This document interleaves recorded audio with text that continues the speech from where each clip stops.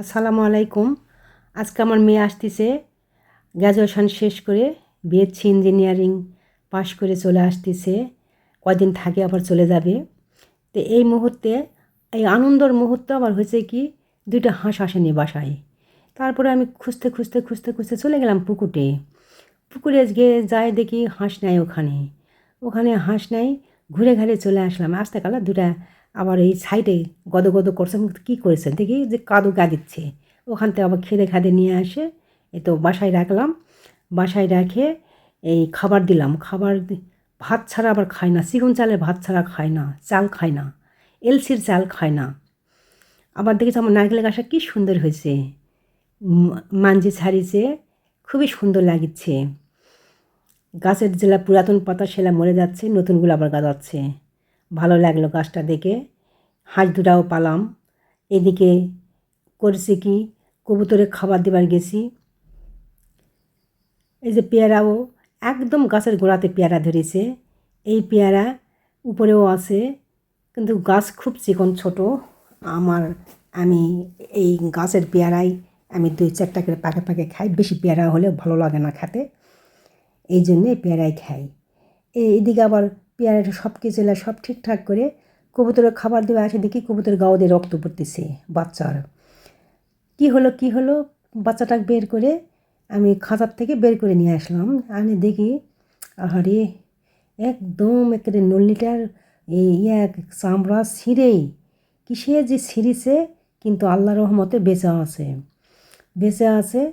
তে থাক, এখানে হলুদ লাগে দেব। এদিকে আবার একটু থুলাম। আর ছোটো বাচ্চাটা আবার একটু বড় হয়েছে, কিন্তু মানে আকাশ পাতাল, ওটা একেবারে মানে মায়ের মতন হয়েছে, আর এরা মনে হয়নি। দেখেন কি কষ্টটা না হচ্ছে অবলা জাত। কিসে যে এরকম করেছে আমি নিজেও জানি না। এরকম করলে কীভাবে জিনিস মানুষ দেখবে? অত চোখে চোখে রাখা যায়? চোখে চোখে অত রাখা যায় না।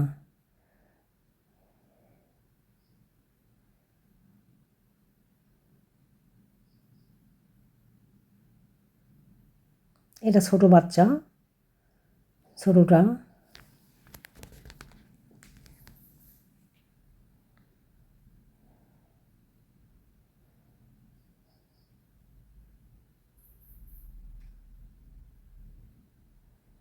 সবগুলা কবুতরই আবার দেখলাম। দেখি যে আবার দেশিগুলা কেমন আছে, না ওগুলা ভালোই আছে। দেশি কবুতর আওয়া নয় তো, ওই উপরে খোপে থাকে, কিছু ধরে না। এইলা সব আবার দেখে শুনি আবার মুরগিটাকে আবার বসালাম। মুরগিটা আবার হাঁসের ডিম দিয়ে বসাছি। বসে এই যে এখানে হাঁসের ডিম দিয়ে বসালাম। হলুদ নিয়ে আসলাম, নিয়ে আসে আবার কবুতরটাকে লাগিয়ে দিব, কারণ একটু ব্যথা কমবে। এই যে লাগিয়ে দিলাম হলুদ টলুদ লাগিয়ে দিয়ে ওখানে রাখে দিয়ে আসে আমার মেয়ের খাবার জোগাড় করলাম।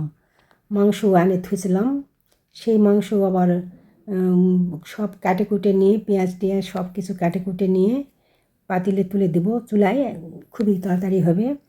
এদিকে এদিকে বারবার আমার ফোন দিচ্ছে, আম্মু আমি আসিচ্ছি, আমি আসিচ্ছি, আমি আসো মা। এদিকে আমার তো এতগুলা ঝবট চলে গেল, ও তো জানে না। এতে আমি বলতেছি আসো, আমি রান্না আমার প্রায় হয়ে গেছে, তুমি আসো। এমনিতে আমি বলতেছি যে আমার রান্না তো এখন তুলেই দিইনি। এতে কোথাও কি রান্না হয়ে গেছে? আমি বলছি হ্যাঁ আম্মু রান্না হয়ে গেছে। না বললে যে হয়তো বলবে যে এখনও রান্না করনি, কিন্তু এদিকে যে ঝামেলাটা গেল সেটা তো তাকে জানাতে হবে না। জানালে বলবে যে এই বাবা এত কিছু হয়েছে, কিছু করো না আম্মু, লাগবে না। তখন আর কিছু না বলে আমি রান্না তুলে দিয়েছি। তুলে দিয়ে এইদিকে যত কিছু এই সবজি কাটে নিলাম। লাল সবজি, মাংসর সাথে সবজি ভালো লাগে, তবে অন্য সবজিটা হলে ভালো লাগে, কিন্তু বাসায় লাল ছিল ওটাই রান্না করেছি, যেটা আছে সেটাই রান্না করেছি। মাংসটা হলুদ দিয়ে সব কিছু দিয়ে মশলা দিয়ে ভালো করে মাকে একটু পানি দিয়ে তুলে দিতে হয়। মাটির চুলায় খুব তাড়াতাড়ি হবে, আর মাটির চুলার মাংস খুব স্বাদ লাগে, এই জন্য আমি মাটির চুলায় রান্না করি। তো আজ আমার মেয়ে যেভাবে খাইতে চায় ঠিক ওইভাবে আমি রান্না করে তাকে খাওয়াবো। অনেক দিন পর, 2 মাস পর আমার মেয়ে আসতেছে, কারণ পরীক্ষা শুরু হয়েছিল অনেক দিনে, 1 মাস আগের পরীক্ষা। তারপরে ইন্টারনেট এগুলো সব কিছু এই জন্য আসতে পারেনি। বলতেছি যে মা আমি কয়েকদিন যাই থাকে আবার চলে আসবো। তো এই জন্য আমি খুব তাড়াহুড়া করে এইটুকু করলাম। করে আমি আমার মেয়েকে এখন বলতেছি যে তুমি কোথায়? কাছে কি আরে বেশি লয় 2টা স্টেশন, তো তুমি তাড়াতাড়ি আসো। এদিকে গল্পও করতেছি, এদিকে রান্নাও আমি শেষ করতেছি। সব কিছু বাসায় নিয়ে আসে সব কিছু তদারকি করে রান্না করতেছি। এ তো প্রায় আমার রান্না এটা মাংসটা শেষ হয়ে গেছে, আর বেশিক্ষণ নাই। এ তো পানিও মরে গেছে, খালি তেলটা ছাড়লে নামাবো। তেলটা ছাড়লেই নামালেই সুন্দর লাগবে। কালারটাও চলে আসছে, ঘ্রাণটাও সুন্দর আসছে, আর গোটা রসুনটাও ভালো লাগে খেতে, এই জন্য আমি গোটা রসুন দিই, বাটা রসুনও দিই, কারণ গোটা রসুনটা খুবই স্বাদ লাগে খেতে। এই তো আমার মাংস হয়ে গেছে, এখন সবজি তো কাটে রেখে দিছি, সবজি তুলে দেব। লাল ভাজি আমার মেয়ে যেটা পছন্দ করে সেটা আমি রান্না করতেছি।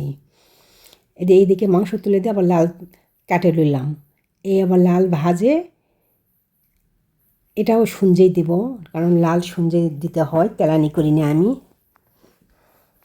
সব কিছু দিয়ে মাখায়ে অল্প একটু পানি দিয়ে তুলে দিতে হবে। একটু মাছ দিলে ভালো হয়, তেমন মাছ দিয়ে ভালো লাগে না আমার খেতে, কিংবা লালটা জাল মাছ দিলে ভালো লাগে সবচাইতে। ইসলাম মাছ এখন আমার বাসায় নেই, বা আমার ছেলে নেই যে বলবো যাও নিয়ে আসো, যেটা আছে সেটাই রান্না করতেছি। এই সবজিও রান্না করার প্রায় মাখে দিয়েই বেশিক্ষণ লাগে না অবশ্য সবজি। আমি তাড়াহুড়া করে রাস্তায় যাব, এই তাড়াহুড়া করে রান্না করতেছি। মাখায় গায়ে সব কিছু দেব। এই তো লবণ দিলাম, হলুদ, এই লাল ভাজিত কিন্তু একটু দিতে হয়, দারচিনি ফেলে দিতে হয়, আর একটু গরম মশলার গুঁড়া দিলে টেস্টি আসে, মাংস টেস্টি আসে। এটা দিয়ে মাখায় আমি তুলে দেব।